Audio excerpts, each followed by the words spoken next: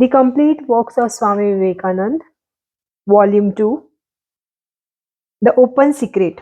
Lecture delivered at Los Angeles, California, 5th January 1900.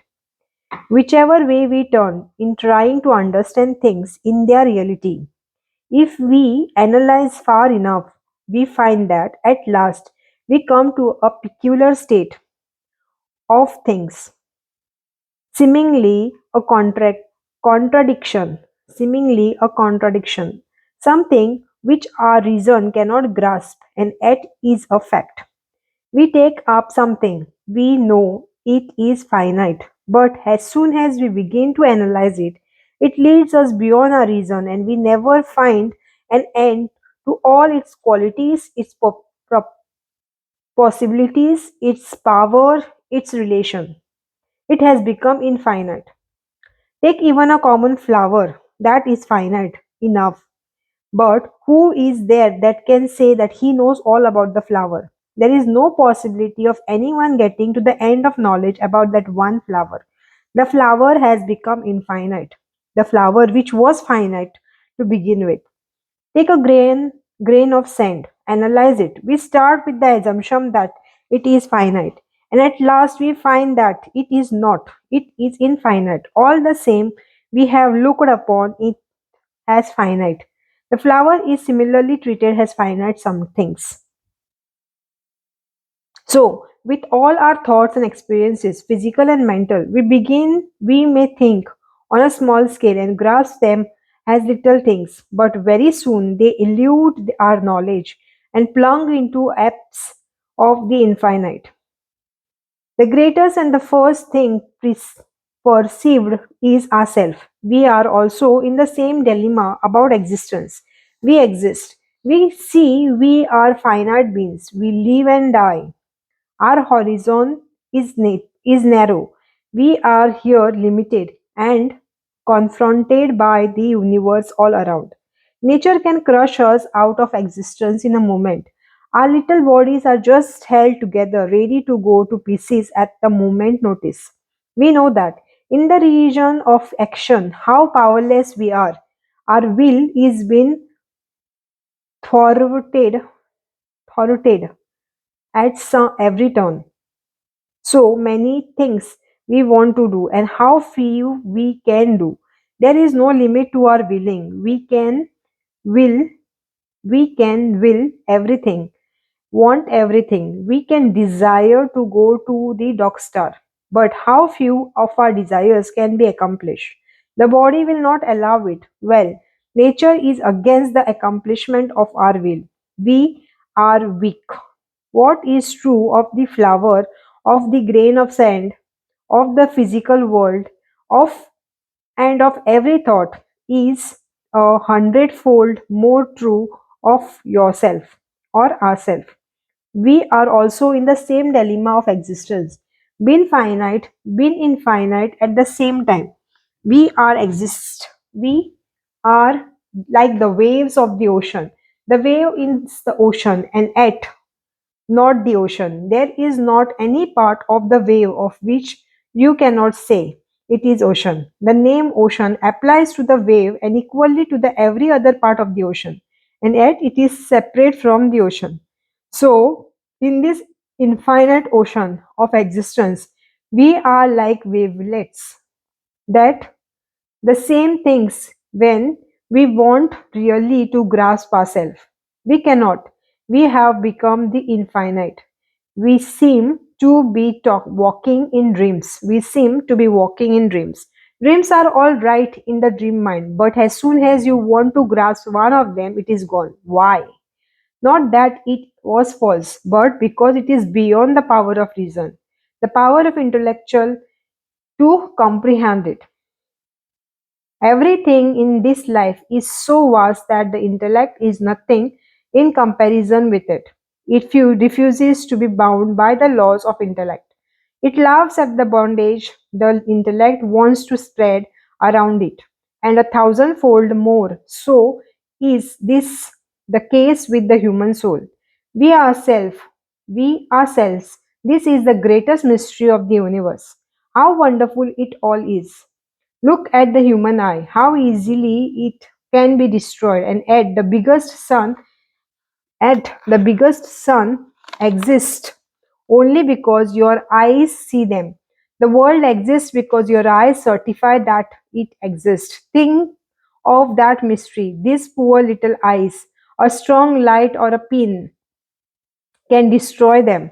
At the most powerful engine of destruction, the most powerful catalysium, the most wonderful of existence, millions of sun and stars and moon and earth, all depends therefore their existence upon and have to be certified by these two little things. They say, nature you exist, and we believe nature exists. So with all our senses. What is this? Where is weakness? Who is strong? What is great and what is small? What is high and what is low in the marvelous interdependence of the existence, where the smallest atom is necessary for the existence of the whole? Who is great and who is small? It is the past finding out and why. Because none is great and none is small. All things are penetrated. All things are interpenetrated by that infinite ocean. Their reality is that infinite, and whatever there is on the surface is but that infinite. The tree is infinite, so is everything that you see or feel. Every grain of sand, every thought, every soul, everything that exists is infinite. Infinite is finite, and finite is infinite. This is our existence. Now that may be all true, but all these feelings after the infinite is at present mostly unconsciously. It is not that we have forgotten that infinite nature of ours. None can ever do that. Who can ever think that he can be annihilatable? Who can think that he will die? None can. All our relations to the infinite works is in us unconsciously. In a manner, therefore, we forget our real being, and hence all this misery comes.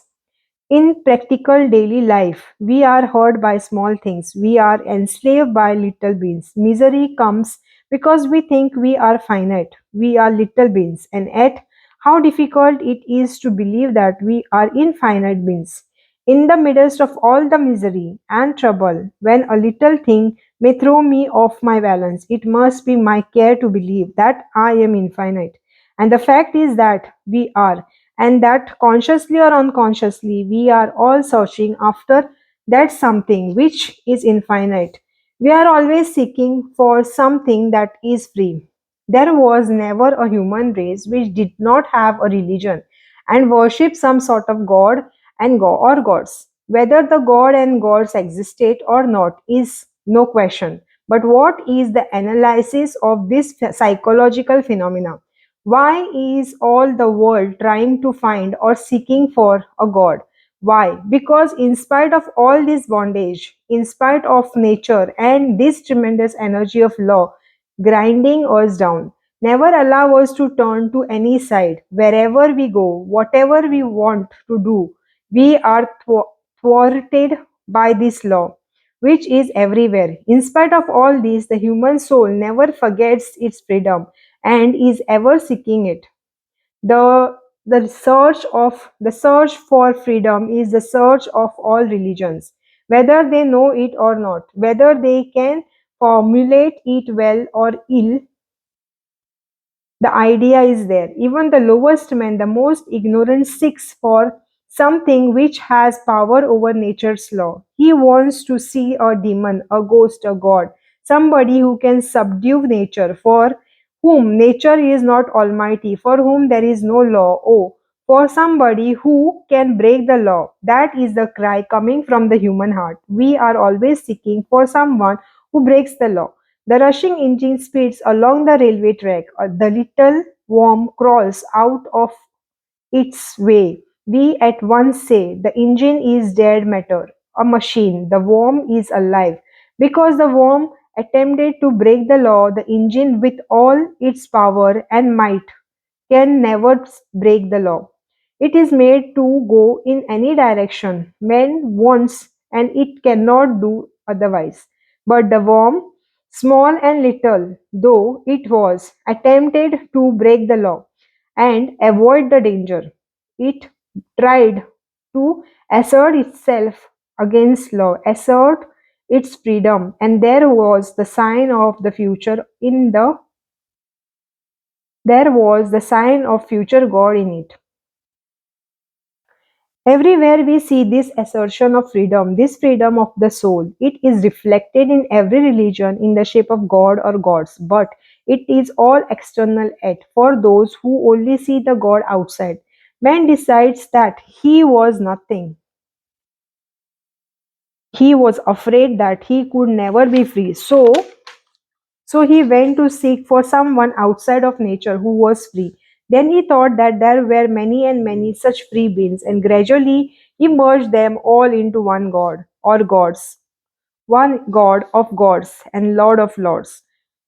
Even that did not satisfy him. He came a little closer to the truth, a little nearer, and then gradually found that whatever he was in some way connected with God of gods and Lord of lords. That he, though he thought himself bound and low and weak, was somehow connected with the God of gods. Then vision came to him, thought arose, knowledge advanced, and he began to come nearer and nearer to that God, and at last found that God and all the gods, this whole psychological phenomenon connected with each, with the search for an all powerful free soul, was but a reflection of his own idea of himself. And then at last he discovered that it was not only true that God made man after his own image, but that it was also true that man made God after his own image. That brought out the idea of a divine freedom. The divine being was always within the nearest of the near. Him we had ever been seeking outside, and at last found that he is the heart of our hearts. You may know the story of a man who mistook his own heartbeat for somebody's knocking at the door, and went to door and opened it, but found nobody there. So he went back. Again he seemed to hear the knocking at the door, but nobody was there. Then he understood that it was his own heartbeat, and he had misinterpreted it as a knocking at the door.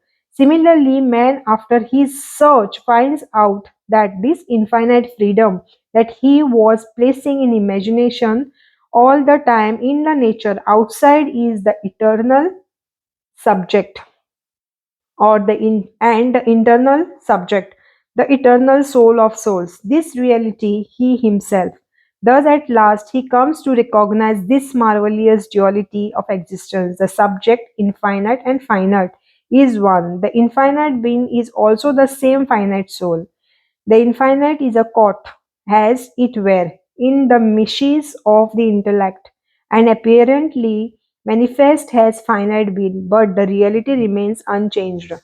This is therefore true knowledge, and that the soul of our souls, the reality that is within us, is that which is unchangeable, eternal, ever blessed, ever free. This is the only solid ground for us to understand upon. This then is the end of all death, the advent of all immorality, the end of all misery, and he who sees that one among the many, that one unchangeable in the universe of change, he who sees him has a soul of his soul, unto him belongs eternal peace, unto none else. And in the midst of the depth of misery and degradation, the soul sends a ray of light, and a man awakens up and finds that what is really his, he can never lose. No, we can never lose that is really ours. Who can lose his existence first, and then that become colored with the qualities of goodness. If I am evil, it is the existence first, and that becomes colored with the quality of badness. That existence is first, last, and always. It is never lost, but ever present. Therefore, there is hope for all. None can die, none can be degraded forever. Life is but a playground, however gross the play may be, however we may receive blows, and however knocked about we may be. The soul is there, is never injured. We are that infinite. Thus sang a Vedantin. I never had fear nor doubt. I never had fear nor doubt. Death never came to me. I never had father or mother, for I was never born. Where are my fears? For I am all. I exist. I am the existence. I am the knowledge. I am the bliss absolute. I am it. I am it. Anger and lust and jealousy, evil thoughts and all these things never came to me, for I am the existence. For I am the existence. I am the knowledge. I am the bliss absolute. I am it. I am it. That is the remedy for all diseases, the nectar that cures death. Here we are in the world and our nature rebels against it. But let us repeat, I am it, I am it. Have no fear, nor doubt, nor death. I have no sex, nor creed, nor color. What creed can I have? What sect is there to which I should belong? What sect can hold me? I am in every sect. However much the body rebels, however much the mind rebels, in the midst of the uttermost darkness, in the midst of the agnosing torture, in the uttermost despair, repeat this once, twice, thrice, evermore. Light comes gently, slowly, but surely it comes. Many times I have been in the jaws of death, starving, footsore, and weary. For days and days I had no food, and often could walk no further. I would sink down under a tree, and life would seem ebbing away, and life would seem ebbing away. I could not speak, I could not scare, silly think, but at last the mind reverted to the idea. I have no fear nor death. I never hunger nor thirst. I am it, I am it. The whole of nature cannot crush me. It is my servant. Assert thy strength, thou Lord of Lord. God of gods, regain thy lost empire, regain thy lost empire, arise and walk and stop not. And I would rise up, reinvigorate, and here am I, living today. Thus, whenever darkness comes, assert the reality, and everything adverse must vanish. For after all it was but a dream. Mountain high though the difficulty appears, terrible and gloomy, though all things seem, they appear terrible or gloomy, though all things seem, they are but Maya. Fear not, it will vanish. Crush it, and it will vanish. Stamp upon it, and it dies. Be not afraid. Think not how many times you fail. Never mind. Time is infinite. Go forward. Assert yourself again and again. The light must come. You may pray to everyone that was ever born, but who will come to help you? And what of the way of death from which none knows escape? Help thyself out by thyself. Help thyself out by thyself. None else can help thy friend, for thou alone art thy greatest enemy. Thou alone art thy greatest friend. Get hold of the self, then. Stand up, don't be afraid. In the midst of all misery and all weakness, let the self come out, faint and imperceptible, faint and imperceptible though it be at first. You will gain courage, and last, like a lion, you will roar out. I am it, I am it. I am neither a man, nor a woman, nor a god, nor a demon, nor any animal, nor any plant, nor trees. I am neither poor nor rich, neither learned nor ignorant. All these things are very little compared with what I am, for I am it. I am it. Beyond the sun and the moon and the stars. I am the light that is shining in them. I am the beauty of the fire. I am the power in the universe. For I am it, I am it. Whosoever thinks that I am little makes a mistake. For the self is all that exists. The sun exists because I declare it does. The world exists because I declare it does. Without me, they cannot remain. For I am existence. I am knowledge and I am bliss absolute. Every happy, every pure, every beautiful, behold, the sun is the cause of our vision, but is not itself ever affected by any defect in the eyes of anyone. Even so, I am working through all organs, working through everything, but never does the good and the evil of the work attach to me. For me, there is no law, no karma. I know the law of karma. I ever was and ever am. My real pleasure was never in the earthly thing, in husband, wife, children, and other things. For I am like the infinite blue sky, clouds of many colors passing over it, and play for a second, they move off, and there is some same unchangeable blue. Happiness and misery, good and evil, may envelop me for a moment, while whiling the self, but I am still there. They pass away because they are changeable. I shine because I am unchangeable. If misery comes, I know it is finite, therefore it must die. If evil comes, I know it is finite, it must go. I alone am infinite and untouched by anything. For I am the infinite, that eternal, changeless self. So sing one of our poets. Let us drink of let us drink of this cup. This cup can lead to everything that is immortal, everything that is unchangeable. Fear not, believe not that we are evil, that we are infinite, that we are finite, that we can ever die. It is not true. This is to be heard of, then to be thought upon, and then to be meditated upon. When the hands work, the mind should repeat, I am it, I am it.